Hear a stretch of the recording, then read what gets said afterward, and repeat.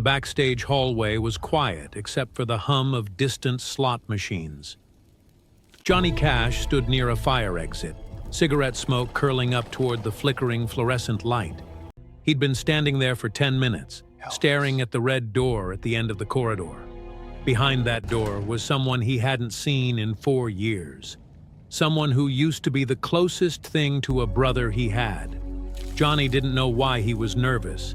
He'd played for presidents, for prisoners, for crowds of 50,000. But the thought of seeing Elvis again made his chest tight, made him feel like that 22-year-old kid waiting for an audition, afraid he wasn't good enough. Then the door opened. Elvis Presley stepped out, surrounded by 3 men in matching suits. The hallway seemed to shrink. Elvis wore a white jumpsuit with gold trim, his hair perfect, his sideburns sharp. He looked like he'd been painted onto the world. When he saw Johnny, he stopped walking. The men in suits kept going for a few steps before they realized their boss wasn't following. "Johnny?" Elvis's voice was softer than Johnny remembered. "Elvis." The 2 men stared at each other across 15 feet of worn carpet. 4 years felt like 40. But what happened in the next 20 minutes would haunt both of them for the rest of their lives. Because sometimes the hardest conversations aren't about what you say.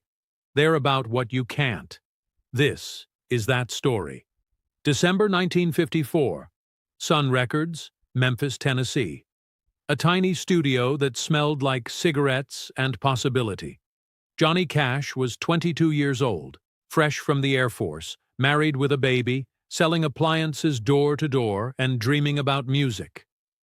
Elvis Presley was 19, driving a truck, wearing his hair long and recording his second single.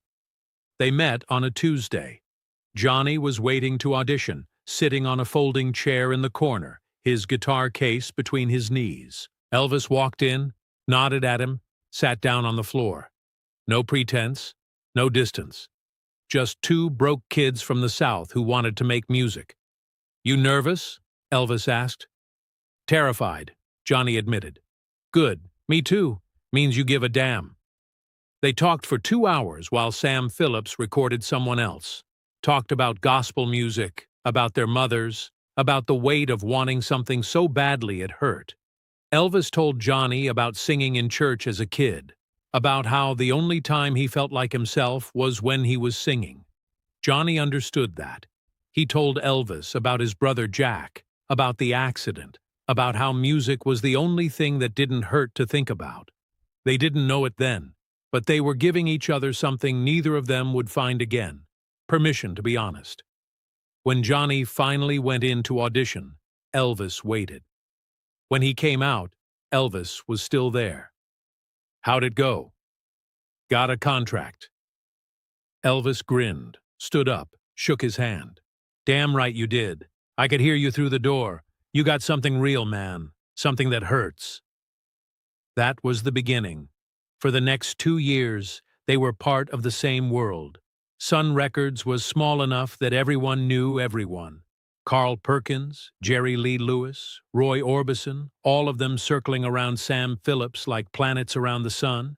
They'd hang out after sessions, drive to late-night diners, talk about music until dawn. Elvis and Johnny were different. Everybody could see that. Elvis was fire. Johnny was ice.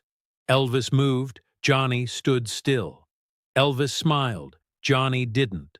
But they understood each other. Both of them came from nothing. Both of them felt like outsiders.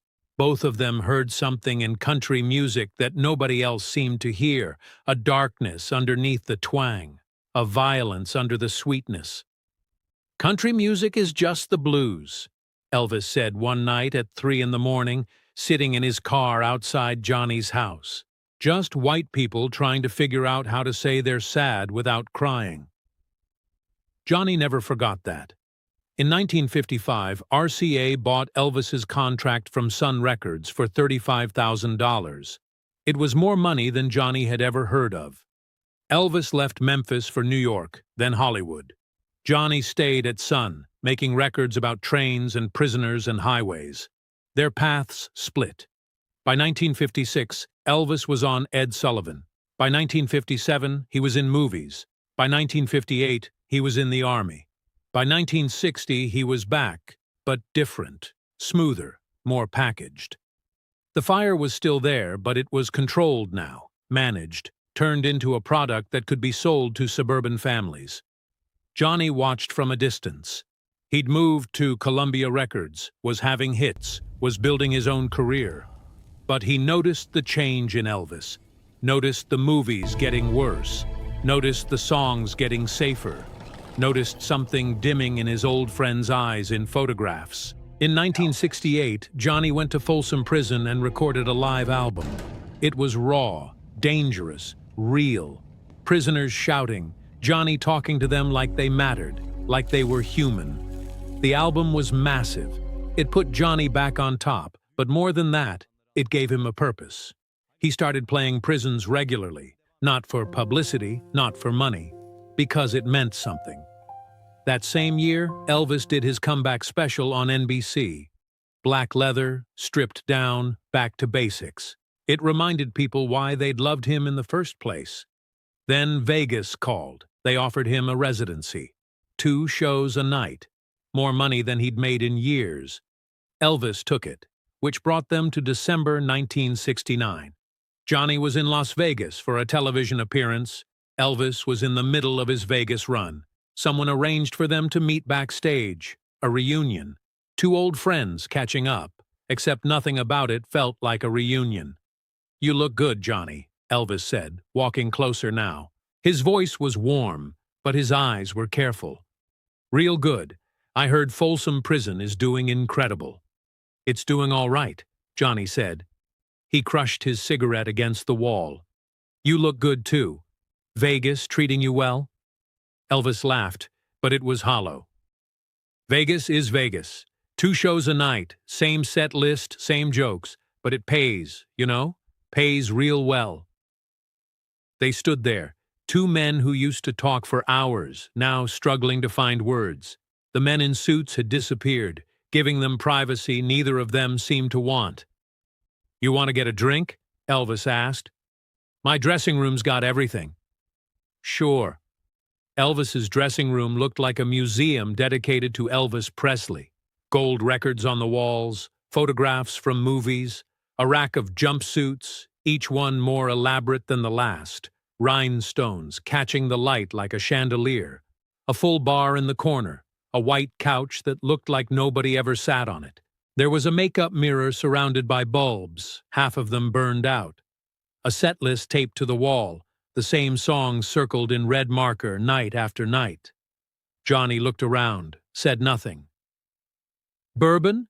Elvis asked, already pouring 2 glasses. "Yeah." They sat on the couch. The silence was thick. Elvis kept looking at Johnny like he wanted to ask something but didn't know how. "So," Elvis said finally, "prisons, huh? You really still doing that?" Johnny sipped his drink. "I am." "Why?" The question hung there. It wasn't asked with mockery, but it wasn't asked with respect either. It was asked with genuine confusion. Like Elvis couldn't understand why anyone would choose to play for prisoners when they could play anywhere else. "Because they need it," Johnny said simply. "They need music. They need someone to see them, to remember their people." Elvis nodded slowly, but Johnny could tell he didn't really understand. How could he? Elvis hadn't been in a room with real problems in 10 years. He'd been in Hollywood rooms, Vegas rooms, rooms designed to make him comfortable, to protect him from anything sharp or real. "That's noble, man," Elvis said. "Real noble. But don't you get tired? I mean, prisons? Those are heavy places. Dark places." "They're honest places," Johnny said. Something shifted in Elvis's face. "What's that supposed to mean?" "Nothing. Just that prisons are what they are. No pretending." "And Vegas is pretending?" Johnny met his eyes. "I didn't say that. You didn't have to." The temperature in the room dropped. Elvis stood up, walked to the bar, poured himself another drink. His back was to Johnny, his shoulders tight. The ice cubes cracked in the glass like small bones breaking. "You know what kills me?" Elvis said, not turning around. "You get to be the hero.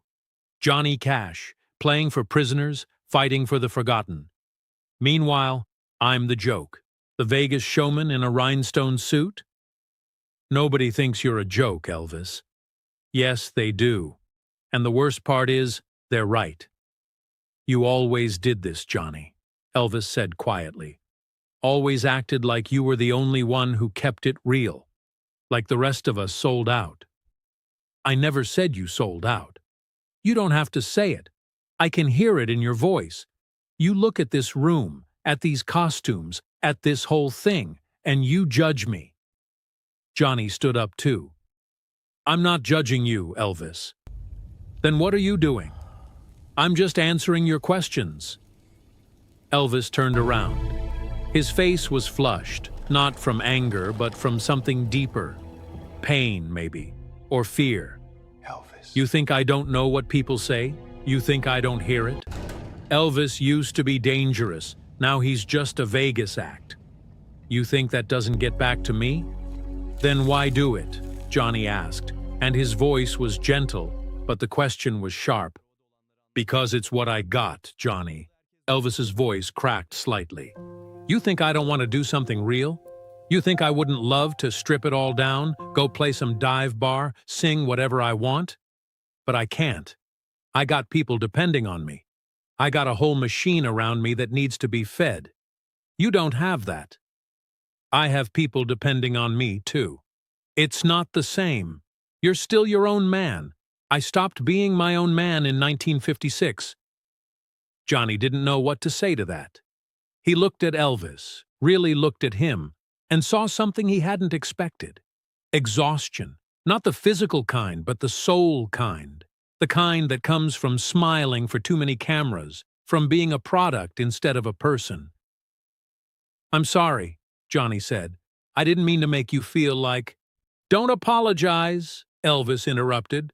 "You're right. You didn't say anything that wasn't true. Vegas is pretending. These costumes are pretending. Hell, half the time I don't even remember who I am under all this." He gestured at himself, at the jumpsuit, at the hair, at the image.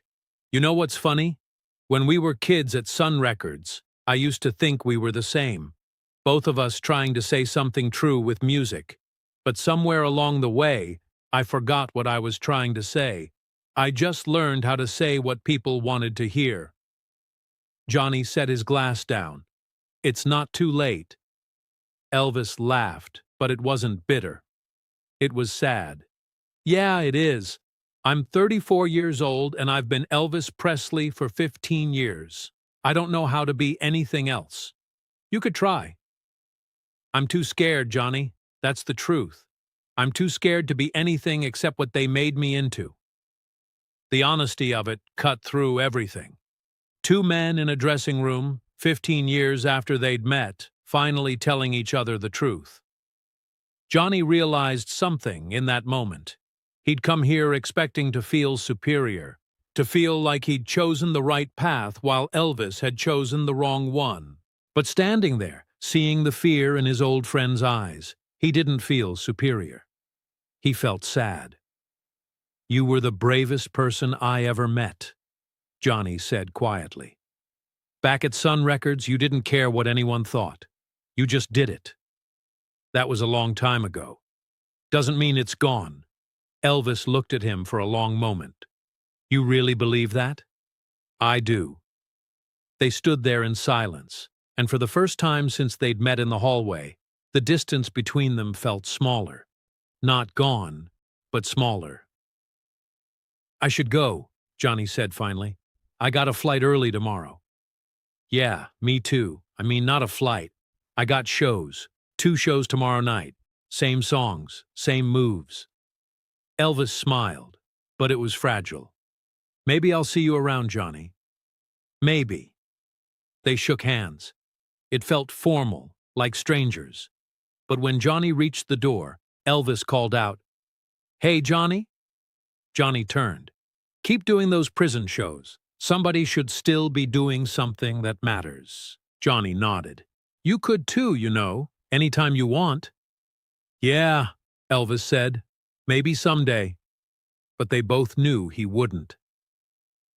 There was a moment just before Johnny opened the door when Elvis looked like he wanted to say something else, something real.